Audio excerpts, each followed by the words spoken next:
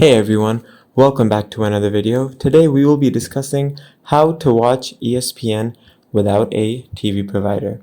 Let's dive right in. So as you all might be aware, ESPN is one of the top, if not the best, sports TV broadcasters. So in order to get a free ESPN without a TV provider, one of the most viable options is to register yourself for a free trial. Now, of course, a free trial for ESPN is usually at max 7 days. But as you can see here, YouTube TV offers a free trial including ESPN for 7 days. Then we have Hulu. They also offer a free trial for ESPN for 7 days, as well as other services. For example, as you can see here, we have ESPNplus.com. You can have a free trial over there.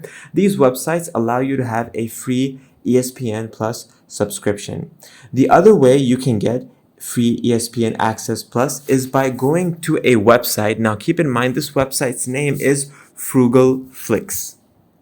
Frugal Flix.